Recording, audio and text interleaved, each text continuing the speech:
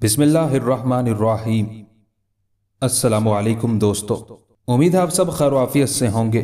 इमाम गजाली, उमर ख़याम, हसन बिन सबा और निज़ामुल मुल्क तूसी के अहद का एक खून आशाम किस्सा। इब्ने अत्ताश, मुसन्निफ इदरीस आज़ाद दिबाचा। दोस्तों, इब्ने अत्ताश अपनी नौयत में एक मुनफरिद तारीखी नावल है। इसमें तारीख के एक ऐसे खून आशाम वाक़ये को मौजू बनाया गया है जिसकी मिसाल दास्ताने आदम में नहीं मिलती। यह वाक़या अपने जुग्राफियाई माहौल की वजह से और भी अहमियत का हामिल है। दरअसल 12वीं सदी ईस्वी के पहले अशरे में मिल्लत इस्लामिया की ज़माम कार सल्जोकियों के हाथ में थी।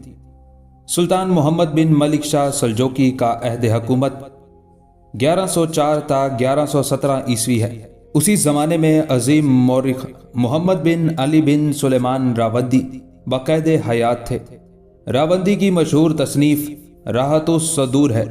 रावंदी अपनी किताब के सफ़ा नंबर 157 पर लिखते हैं, उसी ज़माने में अलवी मदनी एक नाबीना शख्स था। जब शाम के साए बढ़ने लगते तो वो कूचे के सिरे पर खड़ा हो जाता और ये सदा लगाता, जो इस नाबीना का हाथ पकड़कर कूचे से उसके घर तक पहुंचा देगा, खुदा उसे नेक अजर देगा। जो शख्स उस अंधे की रहबरी करके उसे तवील और तारीक कूचे से गुजार कर एक वीरान सिराए के पास पहुंचता तो अलवी मदनी सिराए के अंदर दाखिल हो जाता और उसके साथी रहबर को घसीट कर अंदर ले जाते, जहां से वो कभी बाहर ना निकल सकता। इस लिहाज से देखा जाए तो नावल की कहानी सिर्फ कुली तौर पर ही नहीं, जुज़वी तौर पर भी एक सच्ची कहानी है। तारीख का तालिब इल्म अच्छी तरह जानता है कि एक मौरिख की जिम्मेदारी सिर्फ हुक्मरानों, जंगों और फतुहात की तारीख बयान करना ही नहीं, बल्कि उस अहद की इल्मी, साइंसी, मजहबी और नजरियाती तरक्की के साथ साथ अवाम के रुझानात, मिलानात का बनज़र गायर जायज़ा लेना भी है। लेकिन एक तारीखी नावल निगार के लिए मुश्किल ये होती है कि उसे अपने क़ारीन को तजस्सुस, सनसनी और हुस्न बयान के जौहर दिखाकर कारी की दिलचस्पी को बढ़ावा देना होता है। चुनाचे इसी मुश्किल के पेश नज़र एक तारीखी नावल निगार अमूमन हक़ाइक़ के गुज़िश्ता में अपनी राय शामिल करने पर मजबूर हो जाता है। लेकिन मेरी हमेशा कोशिश रही है कि तारीखी नावल के लिए या तो सिरे से कहानी ही ऐसी चुनी जाए जो फ़ी नफ्सा मुकम्मल हो, और या फिर अगर कहानी में कहीं अफसाना शामिल करना मकसूद हो तो अफसाना अपनी ज़ात में कारी को इस तरह अलग नज़र आए कि उसके फ़हम पर गिरा ना गुजरे। अल्लाह का शुक्र है कि मैं अब तक इस फरीज़े को कामयाबी के साथ सरअंजाम दे रहा हूँ। इस नावल में एक अच्छे कारी के लिए हर तरह की इल्मी और नफ्सियाती ग़िज़ा मौजूद है। इल्मी ग़िज़ा के हवाले से काबिल ज़िक्र बात यह है कि नावल में निज़ामुल मुल्क तूसी के नज़रियात, हसन बिन सबा और हफ्त अमामियों का खालिस फ़लसफ़ा, बुद्ध मत का बुनियादी तारुफ़ और 12वीं सदी की मुकम्मल तारीख़ के अलावा उमर ख़याम, इमाम गजाली, इब्ने सीना और तूसी के हालात ज़िंदगी कतन गैर महसूस तरीके पर बयान कर दिए गए हैं। जबकि नफ्सियाती ग़िज़ा से मुराद है कहानी का लुत्फ़, तजस्सुस, देववालियत और हुस्न इश्क की वो जलवा अफरोजियाँ और बेनिकाबियाँ जो एक आला शख्सी ज़ौक़ के मालिक कारी की ज़रूरत हो सकती है। एपिसोड 1। 3 लंबे तड़ंगे घुड़सवार शहर में दाखिल हुए। उनके अंदाज़ो अतवार से यही मालूम होता था कि वो सरकारी अहलकार हैं। उनके चेहरे गर्दो गुबार से अटे हुए थे, जैसे वो कोई लंबा सफ़र करके आए हों। तीनों परदेसियों का रुख वालिये शहर के महल की जानिब था।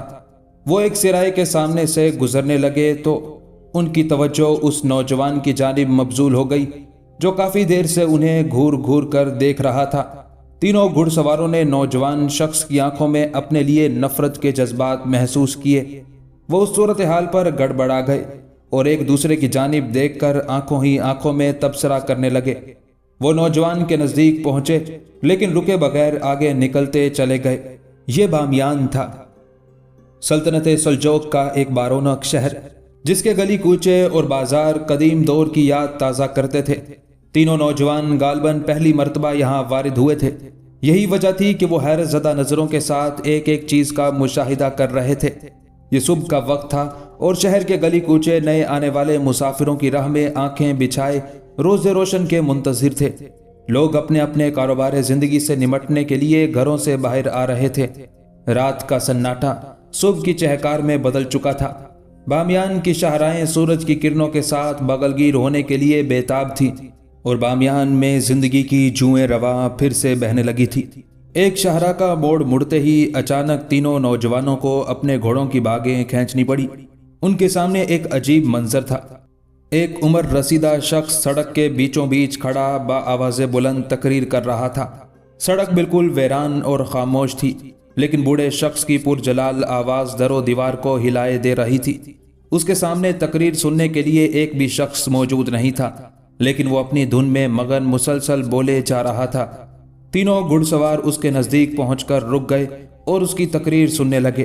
وہ حیران تھے کہ اس طرح پرجلال انداز میں تقریر کرنے والا عمر رسیدہ شخص شکل سے کوئی دیوانہ بھی معلوم نہ ہوتا تھا۔ اس کے دائیں شانے پر سرخ رومال، سر پر سیاہ پگڑی اور بدن پر سفید کھدر کا صاف ستھرا لباس اس کی شخصیت کا ترجمان تھا۔ اس نے اپنے ایک ہاتھ میں ایک لمبا عصا تھام رکھا تھا، جسے وہ اپنی تقریر کے دوران بار بار زمین پر مارتا اور پرجوش انداز میں گرجنے لگتا تھا۔ تینوں گھڑ سواروں نے اس عجیب و غریب بوڑھے کی تقریر پر غور کرنا شروع کر دیا۔ وہ امت مسلمہ کو اس کی نااہلیوں پر بری طرح ڈانٹ رہا تھا، لیکن کوئی شخص اس جانب متوجہ نہیں تھا۔ لوگ اس کے ارد گرد سے یوں گزرتے جا رہے تھے گویا سب کے سب بہرے ہوں۔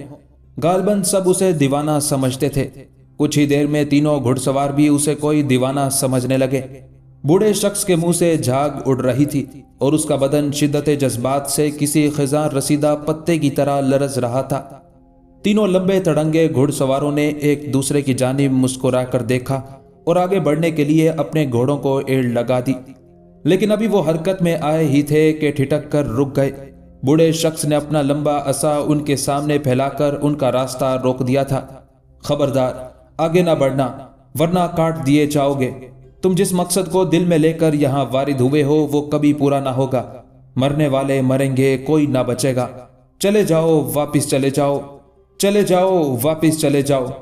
تینوں اجنبی ہکا بکا کھڑے اس بوڑھے مقرر کی باتیں سن رہے تھے اور دل میں حیران تھے کہ وہ عمر رسیدہ شخص کوئی دیوانہ نہیں بلکہ یقیناً کوئی پہنچا ہوا بزرگ ہے جو ان کے دل کا حال تک جان گیا۔ ان کی آنکھیں مارے حیرت کے باہر کو ابل پڑی تھی اور وہ بے حد اضطراب کے ساتھ ایک دوسرے کی جانب دیکھنے لگے تھے۔ قریب سے گزرتے ہوئے ایک شخص نے اجنبیوں کو یوں پریشان دیکھا تو کہا مار کر ہنس دیا اور پھر کہنے لگا، بھائی صاحب یہ دیوانہ ہے، ہر روز الگ صبح خالی بازاروں میں اپنا جوش خطابت آزماتا رہتا ہے۔ آپ لوگ اس کی باتوں سے پریشان نہ ہو، پورا بامیان اسے جانتا ہے۔ یہ شاطم تمار ہے، پہلے کھجوریں بیچتا تھا اس لیے سب اسے تمار کہنے لگے، اب سٹھیا گیا ہے، اجنبیوں کے ساتھ ہمیشہ اسی طرح پیش آتا ہے۔ راہگیر کی بات سن کر تینوں گھڑ سواروں کی حیرت جاتی رہی اور وہ مزید وہاں رکنے کی بجائے آگے بڑھ گئے۔ بامیان ایک قدیمی شہر تھا جس کی اصل شہرت کا باعث بدھ مت کے وہ آثار تھے جو شہر سے باہر سرسبز و شاداب وادی میں اپنی عظمت رفتہ کی کہانی سنا رہے تھے۔ یہاں کی زیادہ تر آبادی مسلمان تھی، لیکن شہر سے باہر کچی بستیوں میں ابھی تک بعض غیر مسلم خاندان آباد تھے جن کا تعلق اپنے قدیمی مذہب بدھ مت کے ساتھ تھا۔ پیڑوں پر شاخ در شاخ پھدکتی ہوئی چڑیاں آفتاب صبح کی آمد کا اعلان کر رہی تھی۔ رات کی تاریکی چھٹ چکی تھی، دور دور تک پھیلے سبزے پر کوہرے کی نرم چادر سرکنے لگی تھی۔ شہرائے بامیان کے دونوں طرف استادہ شاخسار اپنے اپنے گھونگھٹ اٹھا چکے تھے۔ سورج طلوع ہونے والا تھا۔ مہر النساء اور فرزانہ حسب معمول صبح کی سیر کے لیے شہرائے بامیان پر اپنے اپنے مشکی گھوڑوں کی گردنیں سہلاتی اور ایک دوسرے سے ہنس ہنس کر باتیں کرتی چلی جا رہی تھی۔ بامیان سلجوقی سلطنت کا ایک پرامن شہر تھا۔ یہاں کسی مسلمان دوشیزہ کو کوئی خطرہ نہ تھا اور مہر النساء تو کوتوالے شہر کی بیٹی تھی۔ وہ ہر روز الگ صبح اپنے مدرسہ جامعۃ الراشدات جانے سے پہلے اپنا گھڑ سواری کا شوق پورا کیا کرتی تھی۔ فرزانہ اس کی سہیلی تھی، رئیس شہر عماد الملک کی چھوٹی بیٹی۔ مہر النساء اپنے باپ کی ایک ہی اولاد تھی۔ اس کی ماں عرصہ ہوا اس دار فانی سے کوچ کر گئی تھی۔ دونوں گھوڑے دل کی چال چلتے ہوئے مہاتما بدھ کے بت کی جانب جا رہے تھے۔ بامیان زمانہ قدیم میں بدھوں کا مرکز رہا تھا۔ یہاں شہر سے باہر وادی میں بدھوں کی یادگاریں تھیں۔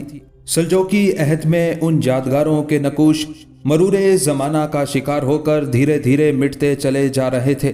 مہر النساء اور فرزانہ ہر روز مہاتما بدھ کے دیو کامت بدھ تک آ کر اپنی گھڑ سواری کا یک طرفہ چکر مکمل کرتی تھی اور پھر یہاں سے ان دونوں دوشیزاؤں کو واپس لوٹنا ہوتا تھا۔ بدھ مت کی یادگاروں میں خصوصی اہمیت کا حامل گوتم بدھ کا ایک فلک بوس بت تھا۔ یہ سرسبز و شاداب وادی میں ایک پہاڑ کو کاٹ کر تراشا گیا تھا۔ 180 فٹ لمبا گوتم کا یہ بت دنیا بھر کے بدھوں میں بے پناہ مقدس سمجھا جاتا تھا۔ ابھی تک ان یادگاروں کے آس پاس بدھوں کے بعض خاندان آباد تھے۔ مہر النساء ہر روز یہاں آتی تو اسے بدھوں کے بچے صبح صبح چشمے کی طرف جاتے ہوئے دکھائی دیتے، جہاں سے وہ اپنے گھروں کے لیے پانی بھر کر لایا کرتے تھے۔ گوتم بدھ کا یہ بڑا بت وادی بامیان میں داخل ہونے والے ہر شخص کو دور سے ہی دکھائی دینے لگتا تھا۔ مہر النساء اور فرزانہ کے گھوڑے گوتم کے عظیم الجثہ بت کے نزدیک پہنچے تو معمول کے خلاف عجیب انداز میں کھرکھرانے لگے۔ دوستو، یہ عظیم الجثہ بت 2001 تک رہا۔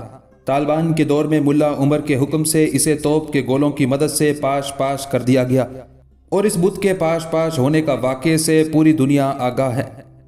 بہوالا مصنف، جیسے انہوں نے ایک نئی چیز دیکھ لی تھی۔ گھوڑوں کی کنوتیاں استادہ ہوئی تو دونوں لڑکیاں بھی اس نئی چیز کی جانب متوجہ ہو گئی۔ یہ لال لباس میں ملبوس ایک لمبا تڑنگا نوجوان تھا جس نے اپنی گردن میں چمکدار منکوں سے بنی ایک لمبی سی مالا ڈال رکھی تھی۔ مہر النساء کے لیے چونکا دینے والی بات یہ تھی کہ نوجوان، جو شکل و صورت سے ایک دانشمند انسان دکھائی دیتا تھا، عجیب و غریب احمقانہ حرکتیں کر رہا تھا۔ غالباً وہ کوئی خاص قسم کی عبادت تھی۔ نوجوان مہر النساء اور فرزانہ کے آگے آگے زمین پر پیدل چلتا چلا جا رہا تھا، لیکن تھوڑے تھوڑے وقفے سے وہ زمین پر اوندے منہ لیٹ جاتا اور کوہنیوں کے بل ایک دو قدم آگے کی طرف گھسٹتا۔ اس کے بعد وہ اٹھتا اور اپنے کپڑے جھاڑے بغیر تیزی کے ساتھ آگے کی طرف چل دیتا۔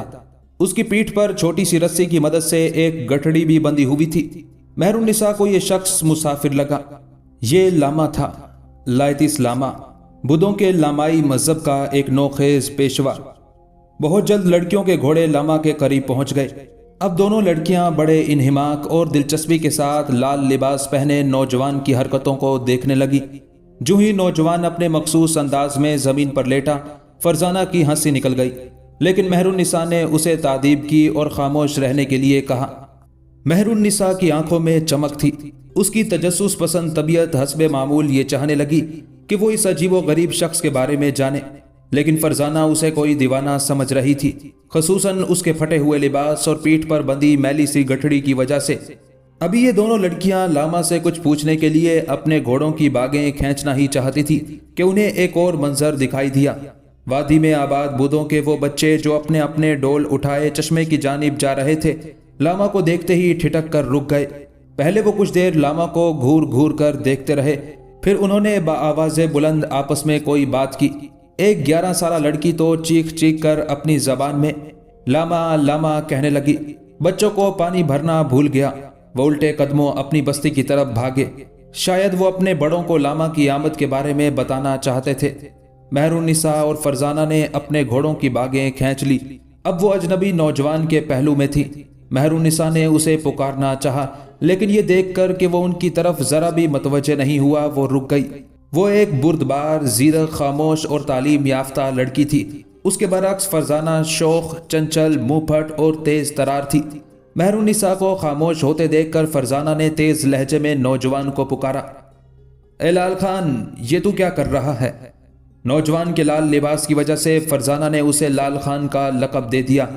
فرزانہ کی اس حرکت پر مہر النساء بھڑک کر بولی، چپ، بدتمیز، وہ پردیسی ہے، کیا کسی پردیسی کے ساتھ ایسے بات کرتے ہیں؟ تم تو بالکل گنوار ہو۔ مہر النساء کی بات کا فرزانہ نے ذرا بھی برا نہ منایا، بلکہ اس نے بآواز بلند ایک جاندار کہکہا لگایا۔ اس کا چنچل کہکہا جرس راحیل کی طرح فضاؤں میں کھنکتا چلا گیا، لیکن لال لباس پہنے نوجوان پھر بھی ان کی طرف ملتفت نہ ہوا۔ وہ اپنے کام میں مگن، جذب و مستی کے عالم میں مسلسل مہاتما بدھ کے بت کی طرف بڑھتا چلا جا رہا تھا۔ مہر النساء حیران تھی کہ آخر یہ نوجوان کیا کر رہا ہے۔ وہ پہلے سے بھی زیادہ دلچسپی کے ساتھ نوجوان کی حرکتوں پر غور کرنے لگی۔ اب ان کے گھوڑے اس اجنبی نوجوان کے پیچھے پیچھے چل رہے تھے۔ چند ثانیے اسی طرح گزر گئے اور گوتم بدھ کے عظیم الجثہ بت کا سایہ ان پر پڑنے لگا تھا۔ غالباً سورج نے دور مشرق میں سر نکالنا شروع کر دیا تھا۔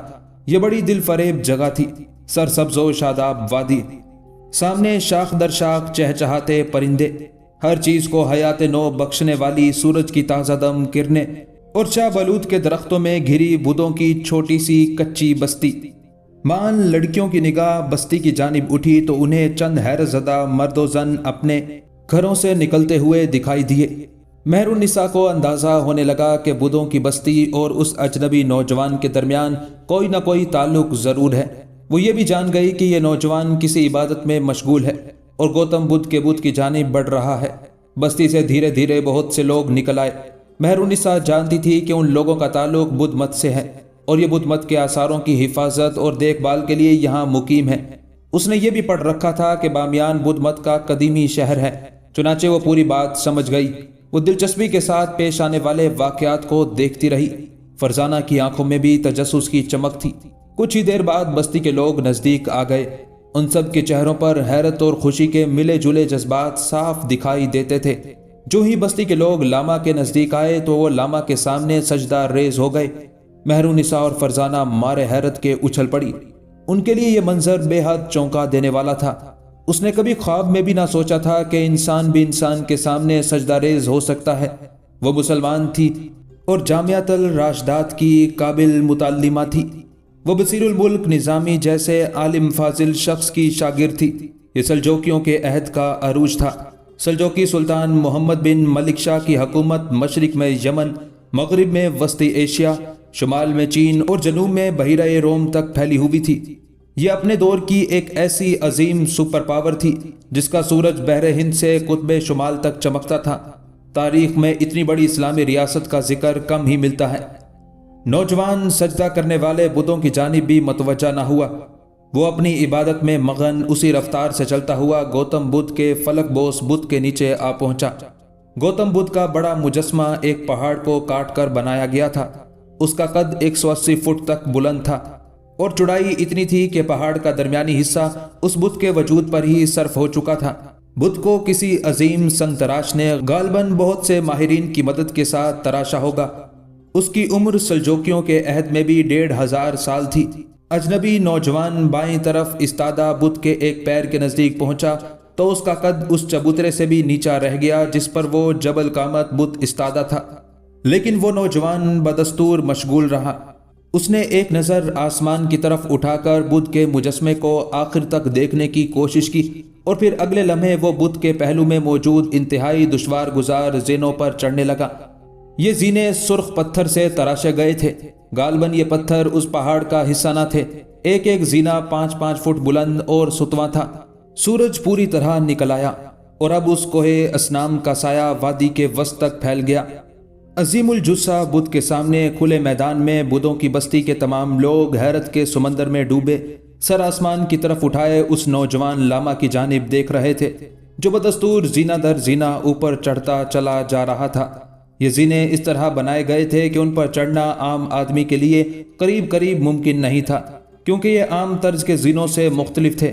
یوں نہیں تھا کہ ایک زینے کے بعد دوسرا 2 قدم پیچھے ہٹ کر ہوتا تاکہ چڑھنے والا پہلے زینے پر پوری طرح کھڑا رہ سکے۔ یہ تو ایک طرح سے پتھر کی بنی عمودی سیڑھی تھی۔ نوجوان ایک زینے پر چڑھتا تو اپنے دونوں بازو بلند کر کے اگلے زینے کے چبوترے کو تھام لیتا، پھر وہ اپنے جسم کا سارا بوجھ اپنی کوہنیوں پر ڈالتے ہوئے ایک جھٹکے سے اوپر کو اٹھتا اور دوسرے زینے پر جا پہنچتا۔ ہر زینے کا قد اتنا بلند تھا کہ انہیں زینہ کہنے کی بجائے دیوار کہنا مناسب تھا۔ فرزانہ نے مہر النساء سے کہا، مہرو، ہمیں دیر ہو رہی ہے۔ تم جانتی ہو ہمارے استاد بصیر الملک نظامی ہے، مدرسے میں ہمارا آخری سال ہے اور رئیس الجامعہ شیخ نظامی آخری سال کی طالبات کی کوئی کوتاہی برداشت نہیں کرتے۔ چلو واپس چلتے ہیں۔ لیکن مہر النساء کا تجسس تھا کہ بڑھتا چلا جا رہا تھا۔ اس نے کسی قدر تیز لہجے میں فرزانہ کو جواب دیا، فری، خاموشی سے کھڑی سب کچھ دیکھتی رہو۔ دیکھو یہ ہمارے لیے کتنی نئی بات ہے کہ آج کے سبق کے لیے یہ معلومات کافی نہیں ہے۔ ہم شیخ نظامی کو جا کر بدھوں کی یہ باتیں بتائیں گے تو وہ کتنی دلچسپی سے سنیں گے۔ مہر النساء کی بات سن کر فرزانہ نے تفہیمی انداز میں سر ہلایا۔ اسے بھی اندازہ تھا کہ رئیس الجامعہ شیخ نظامی نئی نئی باتوں میں بہت دلچسپی لیتے ہیں۔ دراصل نظام الملک توسی کے ہر شاگرد میں تجسس، ولولہ، جوش و جذبہ اور جستجو کی خوب بدرجہ اتم پائی جاتی تھی۔ اپنے استاد کے نام کی نسبت سے بصیر الملک بھی اپنے نام کے ساتھ نظامی کا تخلص پسند کرتے تھے۔ بامیان میں بھی نظام الملک توسی کے حکم سے 2 مدارس قائم کیے گئے تھے، ایک جامعۃ الراشدات جو طالبات کے لیے تھا اور جس میں مہر النساء اور فرزانہ آخری سال کی طالبات تھی، جبکہ دوسرا مدرسہ جو زیادہ بڑا تھا طلباء کے لیے تھا۔ دونوں لڑکیاں اپنے گھوڑوں کی پشت پر سوار سر اٹھائے اوپر چڑھتے ہوئے نوجوان کی جانب دیکھ رہی تھی، جبکہ نوجوان اب آدھے سے زیادہ زینے طے کر چکا تھا۔ عظیم الجثہ بدھ کے سر تک کل 36 زینے تھے۔ نوجوان نے ہمت نہ ہاری اور یہ تھکا دینے والا کام بدستور کرتا رہا۔ لڑکیاں حیران تھی کہ آخر یہ نوجوان آخری زینے پر پہنچ کر کیا کرنے والا ہے۔ نیچے زمین پر موجود سب لوگ دم سادے کھڑے تھے۔ رفتہ رفتہ وہ نوجوان آخری زینے پر جا پہنچا۔ اب اس کے سامنے بدھ کے بت کا دیو کامت سر تھا۔ دوستو، نظام الملک توسی 12ویں صدی عیسوی کا عظیم مدبر، سیاستدان، عالم دین اور مشہور وزیر تھا۔ 1017 میں توس میں پیدا ہوا۔ علم و فضل کی وجہ سے شہرت ملی۔ اپنے دور میں اس نے مشہور مدرسہ نظامیہ بغداد کی بنیاد رکھی۔ عمر خیام اور حسن بن صبا کا ہم جماعت تھا۔ اس نے جگہ جگہ مدارس کھلوائے۔ درس نظامی کا نصاب اس عالم نے مقرر کیا تھا جو آج تک مدارس دینیہ میں رائج ہے۔ بالآخر حسن بن صبا کے فدائیوں کے ہاتھوں 1091 میں شہید ہوا۔ آخری زینے سے ایک چھوٹی سی پٹی بت کی جانب چلی گئی تھی۔ یہ بھی سرخ پتھروں سے بنائی گئی ایک تنگ سی روش تھی۔ نوجوان روش پر چلتا ہوا بت کے بالکل سامنے آ کر ٹھہر گیا۔ اب مجسمے کا بہت بڑا سر نوجوان کے سامنے تھا۔ نوجوان نے پرنام کرنے کے انداز میں دونوں ہاتھ جوڑ کر مہاتما بدھ کے سر کو تعظیم دی۔ وہ اسی حالت میں کچھ دیر کھڑا رہا۔ تھوڑی دیر بعد اس نے ہاتھ بڑھا کر مجسمے کے چہرے کو چھوا۔ مجسمے کا چہرہ 36 فٹ قطر سے تھوڑا سا ہی کم رہا ہوگا۔ نوجوان کے ہاتھ نے مجسمے کے نچلے ہونٹ کو ٹٹولنا شروع کر دیا۔ جس سنگی روش پر وہ نوجوان موجود تھا وہاں سے اس کا ہاتھ فی الواقعہ مجسمے کے نچلے ہونٹ تک ہی پہنچ سکتا تھا۔ کافی دیر ٹٹولنے کے بعد نوجوان کا ہاتھ ایک ابھرے ہوئے پتھر کے ساتھ ٹکرایا اور اس کے چہرے پر بشاشت کی لہر دوڑ گئی۔ اسے یوں لگا جیسے اسے اپنی ساری محنت کا پھل مل گیا ہو۔ نوجوان نے تیزی کے ساتھ اس ابھرے ہوئے پتھر کو باہر کی طرف کھینچا اور اگلے لمحے چھوٹا سا نوکدار پتھر مجسمے کے ہونٹ سے الگ ہو کر نوجوان کے ہاتھ میں تھا۔ نوجوان نے تیزی سے پتھر کے دوسرے سرے کو دیکھا اور یہ دیکھ کر وہ مسرت سے جھوم اٹھا کہ پتھر کے دوسرے سرے پر عظیم بدھ کی مخصوص مہر بنی ہوئی تھی۔ یہ مہر یقیناً سونے کی تھی جسے پتھر کے ٹکڑے کے ساتھ کسی مضبوط مسالے سے جوڑ دیا گیا تھا۔ نوجوان وہ مہر دائیں ہاتھ میں مضبوطی سے تھامے روش پر گھٹنوں کے بل بیٹھ گیا۔ اب اس کا رخ روش کے متوازی تھا۔ اگلے لمحے اجنبی نوجوان نے اپنے جسم پر پہنا سرخ رنگ کا لباس اتارنا شروع کر دیا۔ یہ فی الحقیقت 2 چادریں تھیں جو اس نے اپنے اوپری دھڑ پر لپیٹ رکھی تھی۔ نوجوان نے چادریں اپنے جسم سے الگ کی اور پھر اس نے ایک ایسی حرکت کی جسے دیکھ کر مہر النساء اور فرزانہ کی حیرت 2 چند ہو گئی۔ نوجوان نے مہاتما بدھ کی مہر اتنی قوت سے اپنے سینے پر ماری کہ اس کے سینے کا گوشت پھٹ گیا۔ سونے سے بنی اس مہر کے ابھرے ہوئے نشان کسی خنجر کی طرح تیز تھے۔ نوجوان کے سینے سے لہو کی لکیریں بہہ نکلی، لیکن اس کے چہرے پر درد یا اذیت کے کوئی آثار نہ تھے۔ وہ اپنی جگہ سے اٹھا اور مہاتما بدھ کی عظیم مہر پھر سے اس خالی خانے میں لگا دی جہاں سے اس نے اسے نکالا تھا۔ وہ لاما بن چکا تھا۔ آج اس نے لاما بننے کی آخری چنوتی بھی پوری کر دی تھی۔ اب اس کے سینے پر عظیم بدھ کی عظیم مہر ثبت ہو چکی تھی۔ تھوڑی دیر کے بعد وہ نیچے اترنے لگا۔ چڑھائی کی نسبت اترائی کا سفر زیادہ کٹھن تھا، لیکن لہو میں لتھڑا نوجوان اپنی سرشاری میں سرمست تیزی کے ساتھ نیچے اترتا چلا آیا، یہاں تک کہ آن کی آن میں اس نے 36 زینے اتر لیے اور زمین پر آ کر مہاتما بدھ کے اس بت کے سامنے یوں سجدہ ریز ہو گیا گویا اظہار تشکر کر رہا ہو۔ نوجوان کی اتباع میں بت کے سامنے موجود بدھوں کے تمام مرد و زن بھی سجدے میں گر گئے۔ مہر النساء کے لیے یہ سب کچھ بڑا دلچسپ اور معلومات افزا تھا۔ وہ بدستور ٹکٹکی باندھے نوجوان کی ایک ایک حرکت کا جائزہ لے رہی تھی۔ نوجوان کافی دیر تک سجدے میں گرا رہا اور پھر جب اس نے سر اٹھایا تو اس کے چہرے پر طمانینت قلب کا ایک ایسا تاثر تھا جسے دیکھ کر مہرالنساء اور فرزانہ متاثر ہوئے بغیر نہ رہ سکی۔ اس کے سینے سے ابھی تک لہو کی لکیریں بہہ بہہ کر اس کے پورے بدن کو پیروں تک سرخ کر رہی تھی۔ بستی کے بدھ ابھی تک سجدے میں پڑے تھے۔ نوجوان نے بآواز بلند کوئی خاص مذہبی لفظ ادا کیا تو تمام مرد و زن اٹھ کھڑے ہوئے۔ اب نوجوان ان کی طرف بڑھ رہا تھا۔ مہرالنساء کچھ سوچ کر اپنے گھوڑے سے اتر آئی۔ اس کی دیکھا دیکھی فرزانہ نے بھی ایسا ہی کیا۔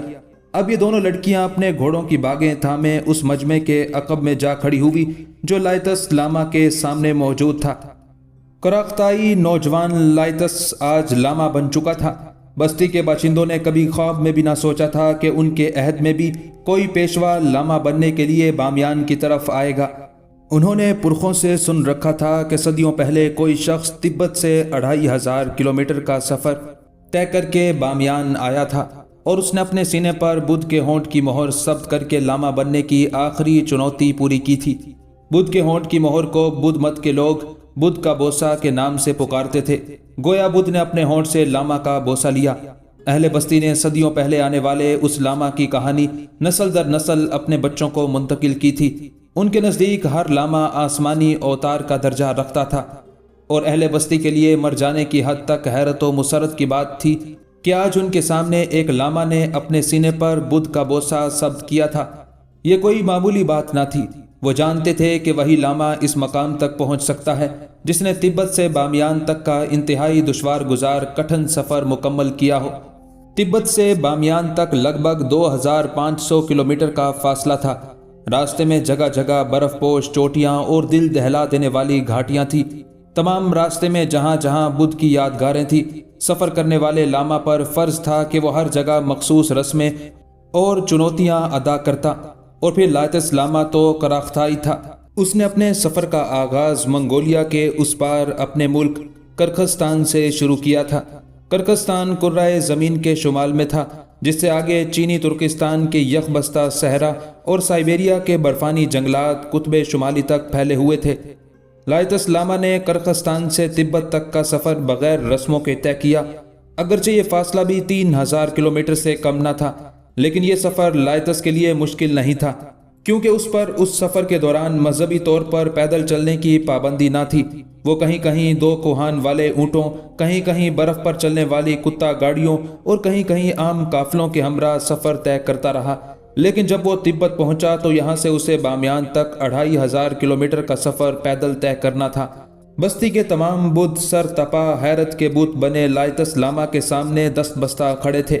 مہرالنساء کے لیے منظر ایک انوکھا تجربہ تھا، لیکن اب فرزانہ کی برداشت جواب دینے والی تھی۔ وہ کسی قدر غصے سے بولی، مہرو اب واپس چلو، بس جو کچھ دیکھنا تھا ہم نے دیکھ لیا۔ شیخ نظامی کو بتانے کے لیے اتنا کچھ کافی ہے۔ لیکن مہرو فرزانہ کی بات کو نظر انداز کرتے ہوئے آگے بڑھی اور اہل بستی کے بیچوں بیچ سے گزرتے ہوئے نوجوان لاما کے پاس جا ٹھہری۔ اس نے آگے بڑھنے سے پہلے اپنے گھوڑے کی لگامیں بھی فرزانہ کے ہاتھ میں تھما دی تھی، جنہیں منہ بسورتے ہوئے اور بے دلی کے ساتھ فرزانہ نے تھام لیا۔ لائتس لاما نے اس مسلمان لڑکی کو مسکراتی ہوئی نگاہوں کے ساتھ دیکھا اور دونوں ہاتھ جوڑ کر پرنام کیا۔ بستی کے باشندے مسلمان لڑکی کی جسارت پر جذبیز ہو کر رہ گئے۔ ان کے نزدیک لاما بدھا کا اوتار تھا اور مسلمانوں کی یہ بدتمیز لڑکی مقدس لاما کے پاس جا ٹھہری تھی۔ لیکن مہرو بستی والوں کے جذبات سے بے خبر نوجوان سے مخاطب ہوئی، اگر آپ برا نہ مانیں تو میں آپ سے چند باتیں کر سکتی ہوں۔ کسی قراقتائی کے لیے دری زبان سمجھنا یا بولنا چندہ مشکل نہیں تھا، کیونکہ سلجوکیوں کے عہد میں قراقتائی ریاست سلطنت سلجوک کی سرحد پر واقع تھی۔ دوستو 1141 عیسوی میں دریائے جیہوں کے پار وادی درغام میں سلجوکیوں اور قراقتائیوں کے مابین نہایت خون ریز جنگ ہوئی، جس میں سلطان سنجر سلجوکی کے 1,00,000 سپاہی مارے گئے اور مسلمانوں کو شکست ہوئی۔ نتیجتاً قراقتائی میرو اور نیشا پور پر قابض ہو گئے۔ بحوالہ تاریخ ایران جلد 2 صفحہ 197۔ اس کے برعکس لائتس کے لیے تبت میں زبان کا مسئلہ پیدا ہوا تھا، کیونکہ تبت چین کے جنوب مغرب میں واقع ہونے کی وجہ سے لائتس کے لیے ایک اجنبی ملک تھا۔ مہر النساء کی بات سن کر لائتس نے مسکراتے ہوئے چہرے کے ساتھ کہا، بے شک بے شک، اب آپ جو چاہیں بات کر لیں۔ اپنا کام مکمل کرنے سے پہلے میرے لیے کسی سے بات کرنا ممکن نہیں تھا۔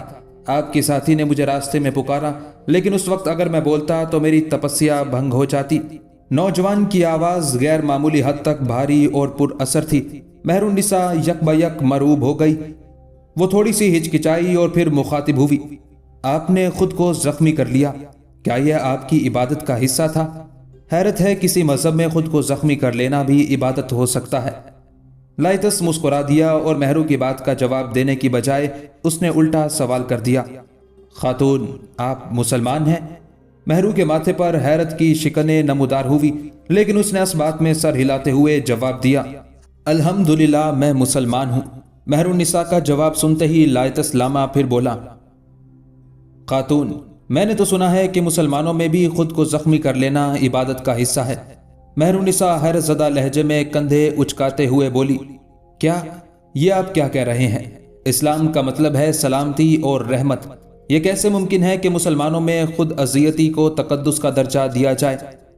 خاتون شاید آپ اپنے مذہب سے واقف نہیں، یہ سچ ہے کہ مسلمانوں میں خود اذیتی مذہباً رائج ہے۔ آپ کے لوگ ہر سال اسلامی تقویم کے آغاز میں اپنے چند اوتاروں کی یاد منانے کے لیے سینہ کوبی کرتے اور اپنے آپ کو زخمی کرتے ہیں۔ مہر النساء سٹ پٹا کر رہ گئی۔ لائتس لاما اثنا عشریوں کی بات کر رہا تھا۔ مہرو اپنے جامعہ میں اثنا عشریوں کے عقائد پڑھ چکی تھی۔ یہ لوگ نظریہ امامت کے قائل تھے اور سانحہ کربلا کی یاد میں ہر سال شہداء کا غم مناتے تھے۔ مہر النساء کے پاس کوئی جواب نہیں تھا اور لاما کے سامنے یکلخت خاموش ہو گئی۔ اس کے لیے لاما کے الزام سے انکار ممکن نہیں تھا۔ اس کے اپنے ملک ایران میں اثنا عشریوں کی آبادی دوسرے مسلمان فرقوں سے زیادہ تھی۔ دوستو، سلجوکیوں کے عہد میں بامیان عظیم سلطنت ایران کا حصہ تھا۔ سلجوکیوں نے یہ سلطنت غزنوی سے چھینی تھی اور اس وقت ایران و خراسان ایک ہی سلطنت تھے۔ بحوالہ مصنف، یہ دراصل مسلمانوں میں تفرقے بازی کے اولین عروج کا زمانہ تھا۔ چند ہی سال قبل حسن بن صبا کی موت واقع ہوئی تھی، جس نے باطنی فرقے کی بنیاد رکھی اور خونخوار فدائی تیار کیے تھے۔ کرامتی، فاطمی، علوی، خارجی، قدریہ، جبریہ، معتزلہ، اخوان صفا، حنفی، مالکی، شافعی، حنبلی اور نہ جانے کون کون سے فرقے تھے، جنہوں نے ملت اسلامیہ کا شرازہ بخیرنے کے لیے ایڑی چوٹی کا زور لگا رکھا تھا۔ مہر النساء کافی دیر کے لیے خاموش ہوئی تو لائتس لاما نے اسے از خود مخاطب کیا، خاتون آپ تو پریشان ہو گئی، آپ میرے بارے میں جاننا چاہتی تھی، میں خود آپ کو بتا دیتا ہوں۔ میرا نام لائتس ہے، اب میں لاما بن چکا ہوں، لہٰذا اب میرا نام لائتس لاما ہے۔ میں پیدائشی لاما ہوں۔ سینکڑوں سال پہلے عظیم مہاتما کے بخشوؤں نے میری پیدائش کی پیشن گوئی کی تھی۔ میں قراقتائی قبیلے کا رہنے والا ہوں۔ چین اور سلجوکی ترکستان کی درمیانی سرحد پر واقع کرغستان میرا وطن ہے۔ ہم قراقتائی تاتاری منگولوں کے چچا زاد بھائی ہیں۔ ہمارا مذہب عظیم بدھا کے دین پر ہے۔ پیدائشی لاما صدیوں میں ایک بار پیدا ہوتا ہے۔ میری پیدائش پر پورا کرغستان میری زیارت کے لیے آیا تھا۔ مجھے خصوصی تعلیم و تربیت دے کر پالا پوسا گیا ہے۔ میں نے کرغستان سے تبت تک 3000 کلومیٹر کا سفر اور پھر تبت سے بامیان تک 2500 کلومیٹر کا سفر پیدل طے کیا ہے۔ مجھے اپنے گھر سے نکلے ہوئے 4 سال ہونے والے ہیں۔ یہ سب مشقیں شروع سے ہی میرے ذمہ لکھ دی گئی تھی۔ آج میں لاما بن چکا ہوں۔ عظیم مہاتما نے اب میرے دل کا بوسہ لیا ہے۔ یہ مہر اب زندگی بھر میرے سینے پر کندہ رہے گی۔ میرے ذمہ عظیم بدھا کے عظیم کام لگائے جائیں گے۔ بدھ مت بہت بڑا مذہب ہے، اسلام کے مقابلے میں بہت بڑا۔ حالانکہ بدھ مت میں جنگ و جدل کی کوئی اجازت نہیں، نہ ہی بدھ قوم نے کبھی کشور کشائی کا شعار اپنایا ہے، لیکن پھر بھی ہندو میں ٹیکسلا، شمال میں سائبیریا، چین میں بحر عظیم یعنی بحر الکاہل تک، اور آپ کی سلطنت سلجوق میں خراسان و ایران کے تقریباً تمام علاقوں میں بدھ مذہب کے لوگ کثرت سے پائے جاتے ہیں۔ دریائے جیہوں یعنی آمو کے کنارے کنارے آپ کو بدھ مت کے جگہ جگہ آثار ملیں گے۔ محترمہ خاتون، بدھ مذہب کا فرد عظیم بدھا کی پرستش کرتا ہے، جو مہاتما کی شکل میں ہزاروں سال پہلے اس زمین پر اترا تھا۔ مہاتما نے طویل سفر کیے اور جگہ جگہ ایشور کا پیغام پہنچایا۔ لیجیے، میں نے اپنے بارے میں آپ کو سب کچھ بتا دیا۔ اتنا کہہ کر لائتس لاما اپنے سامنے دست بستہ کھڑے بدھوں کی جانب چل پڑا۔ یہ گویا اس بات کا اشارہ تھا کہ اب وہ مہرو النساء کے ساتھ مزید کوئی گفتگو نہیں کرنا چاہتا۔ مہرو اپنی جگہ کھڑی رہ گئی۔ اسے لاما کے ساتھ بات کر کے نادم ہونا پڑا تھا۔ وہ بے حد خفیف تھی۔ اس نے نظریں اٹھا کر جاتے ہوئے لاما کو عقب سے دیکھا۔ اب لاما بستی کی جانب بڑھ رہا تھا اور بستی کے تمام چھوٹے بڑے اس کے پیچھے پیچھے انتہائی ادب سے چل رہے تھے۔ میدان میں صرف فرزانہ اور مہرو رہ گئے۔ فرزانہ مہرو کی حالت دیکھ کر محظوظ ہو رہی تھی۔ مہرو کچھ دیر تو گمسم کھڑی رہی، لیکن پھر اس نے کندھے اچکائے اور چل دی۔ وہ ابھی تک لاما کے بارے میں ہی سوچ رہی تھی، جبکہ وہ بھاری آواز والا لمبا تڑنگا خوب رو کرختائی نوجوان اب درختوں میں گھری بدھوں کی بستی کے قریب پہنچ چکا تھا۔ مہرو نے اپنے گھوڑے کی باگیں تھامی اور منہ سے کچھ کہے بغیر واپس چل دی۔ دوستو، بحر الکاہل بہت بعد میں دریافت ہوا، کولمبس کے سفر سے بھی بعد۔ مشرق بعید میں چین کے سواحل اگرچہ بحر الکاہل ہی تھے، لیکن دنیا اس بات سے بے خبر تھی۔ لوگ صرف بحر اوقیانوس کو ہی جانتے تھے۔ کولمبس کے بعد امریگو نامی سیاح نے امریکہ کے گرد چکر لگایا تو دوسری سمت کے سمندر کو بحر عظیم پایا، جسے بعد میں بحر الکاہل کہا گیا۔ بہاوالہ مصنف۔